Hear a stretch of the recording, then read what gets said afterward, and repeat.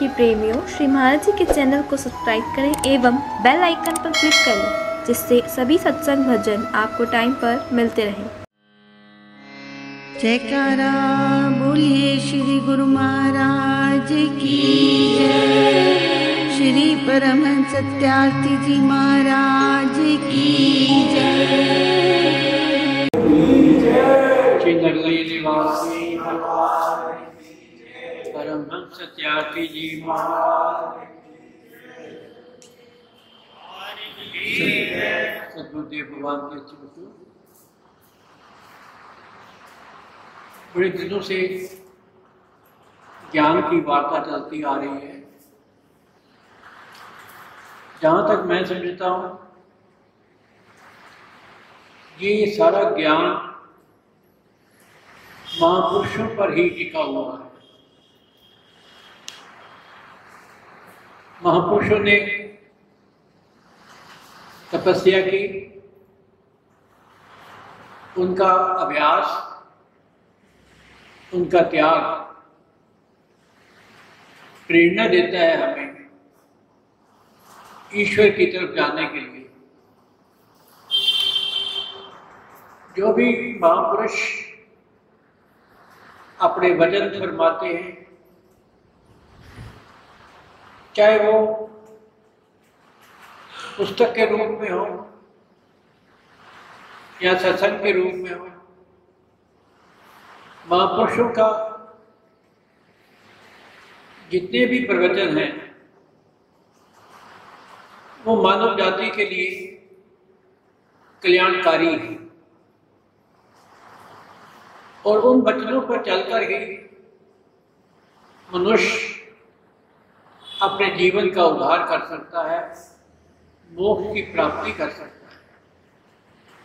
यूं तो संसार में मनुष्य का जीवन देखा जाए तो दुखपूर्ण ही है। मुझे तो आज तक कोई भी ऐसा बच्चा नहीं मिला, शायद एक दो हो, जो संपूर्ण हंस करके ये कहे मेरे पास कोई दुख नहीं है। एक स्त्री का एक जवान बच्चा संसार से चला गया। रोती हुई वो महात्मा बुद्ध के पास पहुंची। महात्मा बुद्ध को जाके कहती है, आप तो बहुत महान पुरुष हो, मेरा जवान बच्चा चला गया, उसको जिंदा कर दो, उसको जीवन दे दो। महात्मा बुद्ध ने कहा,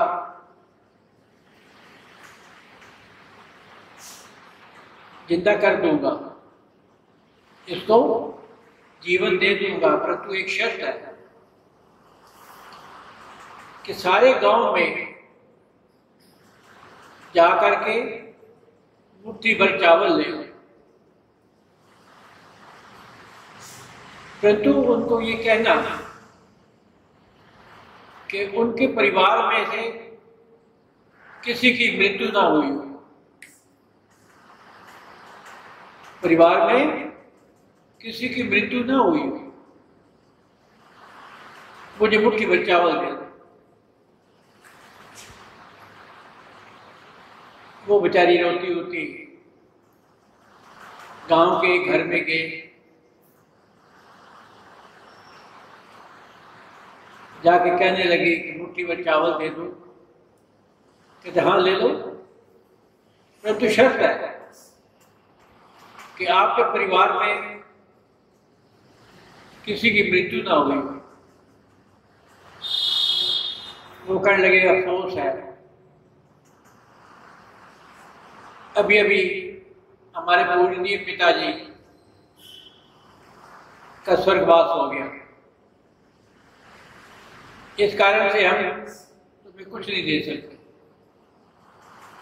दूसरे घर में गई, वो कहने लगे हमारे पूजनीय दादाजी का स्वर्गवास हो गया, तीसरे घर में गई, वो कर लेंगे हमारे पूजनीय दादी जी का स्वर्गवास।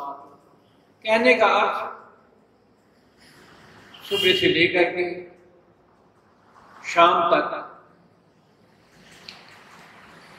वो वृद्ध अवस्था पे स्त्री हर घर में घूमती रही, परंतु उसे कोई भी ऐसा घर नहीं मिला जो मृत्यु से वंचित हो, जहां पर मृत्यु न हुई। दुख है, संसार में दुख व्यापक है। प्रत्येक प्राणी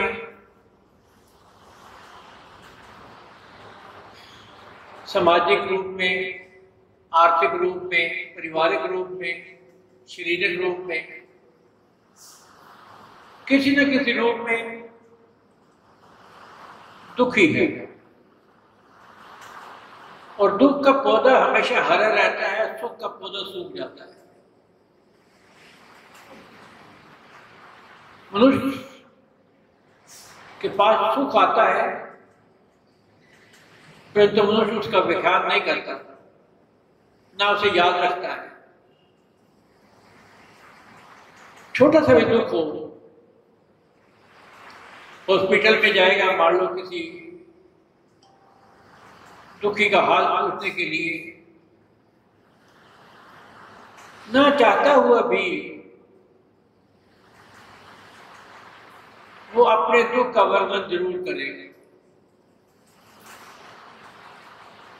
चाहे 2 साल पुराना हो, चाहे 5 साल पुराना हो, अपने दुख का वर्णन जरूर करेगा।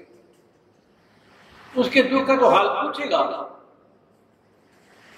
परंतु अपने दुख का वर्णन करेगा। मनुष्य इस दुख की जाल से क्यों नहीं निकलना चाहता, जबकि उसे मालूम है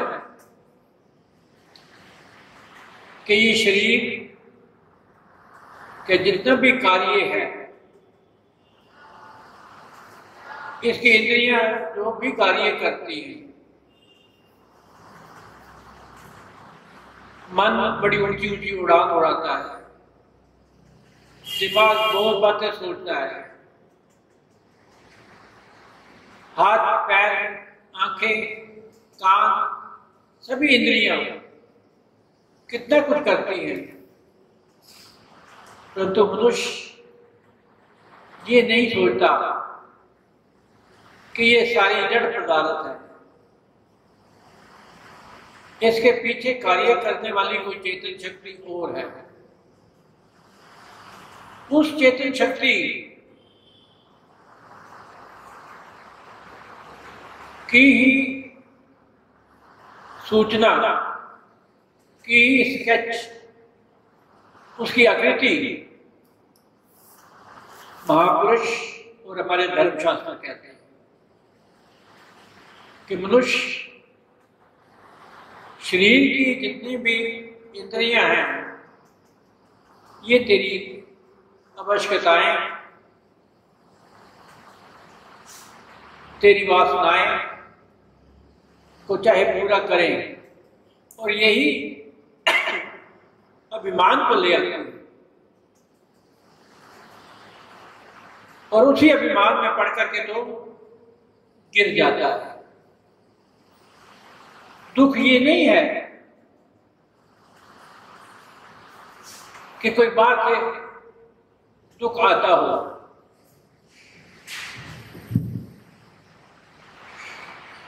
दुख हमारा लिया होता है। ये जितने भी शरीर के दुख हैं, ये सारे के सारे हमने इकट्ठे किए हुए हैं। हमारा ना सात्विक खाना है, ना सात्विक बोलना है। जितने भी कार्य हैं हमारे, सारे के सारे दुख के कारण बन जाते हैं। इस विषय में भागवत गीता क्या कहते हैं? भागवत गीता का उपदेश जो महापुरुषों ने दिया कि मनुष्य तो अपनी चेतन शक्ति को पहचान, अपनी चेतन शक्ति को, जिसकी वजह से ये तेरा शरीर चल रहा। कभी तूने उसका भी ध्यान किया कि तूने संसार की चीजों को ही इकट्ठा करने के लिए अपनी जद्दोजहद, अपना प्रयास किया। भागवत गीता में 2 शब्द आते हैं, एक आता है अभ्यास और एक आता है वैराग। मनुष्य अभ्यास तो करता होगा इस संसार की वस्तुओं को प्राप्त करने के लिए। मैं बहुत सारी पढ़ाई कर लूं, क्यों करूं? ताकि मुझे अच्छी नौकरी मिले। क्यों मिले? ताकि मुझे अच्छी तनख्वाह मिले। बेस उसका बेस, आधार क्या है? पैसा, ये माया, ये रुपया। और आज आप ईश्वर को भूल गए, माया को इकट्ठा कर लिया।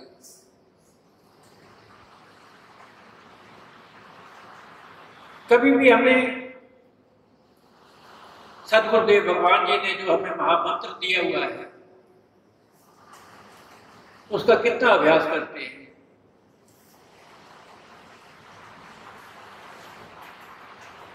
अगर उसका अभ्यास हम करते रहे तो ये मुसीबत ही ना आए। एक छोटी सी बात बताता हूं मैं आपको। एक संत हुए, बहुत बड़े संत, बहुत अच्छे संत, नम्र, शांत, एक नाथ जी। एक सेठ जी उनके पास गए, कहने लगे, एक नाथ जी, आपकी बड़ी चर्चा है, आपका बड़ी महानता है, आप में हमारे में क्या फर्क है?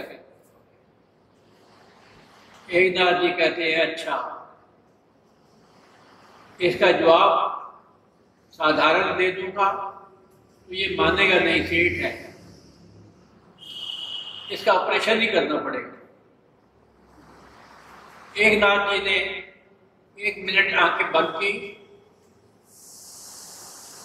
कहने लगे, सेठ जी, तुम्हारी तो 1 हफ्ते में मृत्यु होने वाली है। कहते हैं, हाँ, 1 हफ्ते में मृत्यु हो जाएगी। तुम ये सवाल हमारे से क्या पूछ सकती हो? चला गया बेचारा।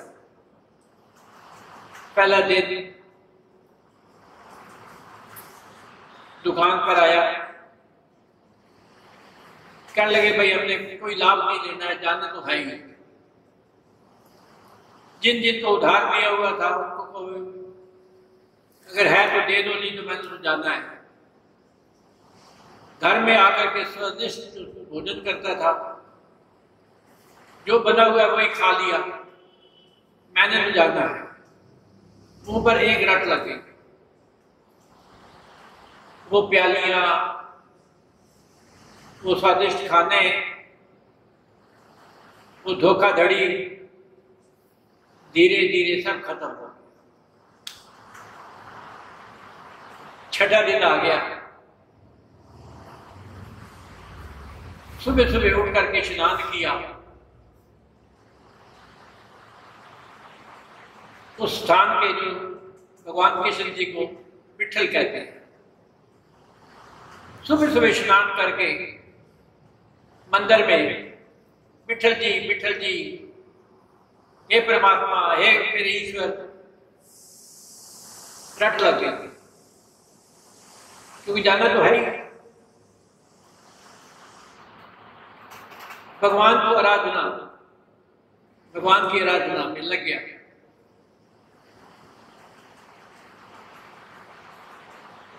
सब कुछ छोड़ दिया, सात्विक, शांत।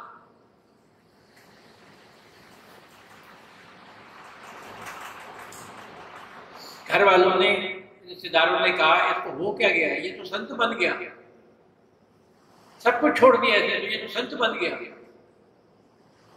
सब कहने लग पड़े। शाम तक हर एक को हाथ जोड़ के कहता है, मैंने कोई अगर तुम मेरे साथ गलती की हो, बुरा कहा हो तो मुझे माफ कर देना। बड़े शांत। 7वां दिन आ गया। सुबह सुबह उठ करके स्नान करके मंदिर में बैठ गया, आज तो मैंने जाना है। उसी दिन संत एकनाथ जी वहीं से गुजरे, उसके मकान के आगे से गुजरे। उसकी पत्नी ने दौड़ करके दर्शन किए, प्रणाम किया, कहा महाराज जी आगे आकर देखो मेरी पति को क्या हो गया। उन्होंने कहा क्या हो गया। बैठे हुए वो विठल जी विठल जी विठल जी, चेतन स्वरूप मेरे परमात्मा मेरे ईश्वर की रट लगाई गई। एक नाथ जी ने कहा सेठ जी आपको क्या हो गया। कहने लगे आज जाना है, आपने कहा था। कहते चलो चले जाना, पर ये मुझे बताओ 7 दिन, 7वें दिन जब आपकी मृत्यु नजदीक है तो आपका रूप कैसे बदल गया। 7 दिन में रूप कैसे बदल गया। एक मृत्यु को सामने देख करके तब, अरे हम तो हर समय हर पल सोचते हैं कि एक श्वास आया दूसरा आएगा नहीं आएगा। अगर मनुष्य ये सोचे कि मैंने जाना है, उसको कहने लगे जाना तो है, हर मनुष्य ने जाना है। सोमवार नहीं जाएगा तो मंगलवार चला जाएगा, मंगलवार नहीं चला जाएगा तो बुधवार चला जाएगा, बुधवार नहीं चला जाएगा तो वीरवार चला जाएगा, शुक्रवार चला जाएगा, शनिवार चला जाएगा, एतवार चला जाएगा। जाएगा तो एक हफ्ते में। मैंने इसे कहा था, इसलिए कहा था कि एक हफ्ते में तू जाएगा, जाएगा एक हफ्ते में। आदमी यही सोचता रहे तो उसका कल्याण होगा। भागवत के दूसरी चीज वैराग। जिस समय आदमी अभ्यास में होता है उसे वैराग पैदा होता है, और जिस समय आदमी वैराग में होता है अभ्यास की क्रिया आरंभ हो जाती है, उस चेतन शक्ति की खोज आरंभ हो जाती है। हमेशा मनुष्य ये सोचे, कोई भी ऐसा कार्य करता होगा कि एक हफ्ते में मैंने चले जाना है, जाना तो एक हफ्ते में ही है ना। सोमवार से लेकर एतवार तक जाना तो है ही। अगर मनुष्य प्रत्येक ये सोचता रहे तो मनुष्य कोई भी बुरा कार्य नहीं करेगा, किसी के साथ धोखाधड़ी नहीं करेगा, प्रत्येक को अपना मानेगा, और उस चेतन स्वरूप का हमेशा उपदेश जो महापुरुषों ने हमें बताया, जो सतगुरुदेव भगवान जी ने हमें महामंत्र दिया, हमेशा उसकी रटना रटेगी, उससे अभ्यास करेगा। इसलिए मानव सारांश में कहता हूं, भागवत गीता के 2 उपदेश, एक वैराग्य, जब मैंने जाना है तो संसार से वैराग्य पैदा होगा, और दूसरा अक्षर ब्रह्म का अभ्यास। प्रत्येक क्षण यही करते रहो तो तुम्हारे से कोई ऐसा कर्म होगा ही नहीं, और जो भी कर्म होगा उसको अपने सतगुरुदेव भगवान जी के श्री चरणों में अर्पित कर दो। को मेरे प्रभु, मेरा जो भी कर्म है अच्छा ही और बुरा है, दर पर भले बुरे सब आवे, इच्छा पूर्ण करके जावे, पाछे सबको यही बतलावे कि प्रीति सबसे, गुरु जी की प्रीति मुझ पर बुलंद, बड़ी बड़ी, उनकी प्रीति सबसे बड़ी मेरी है, उनका प्यार सबसे बड़ा है। प्यार तभी होगा ना जब वैराग से आप उनसे प्यार करोगे। संसार से प्यार तो करते हो, बहुत करो, पर अपने सदगुरुदेव भगवान जी से भी प्यार करो तो तुम्हारे जीवन का कल्याण हो जाएगा। हरि ओम तत्सत। हरि ओम। भगवान की जय।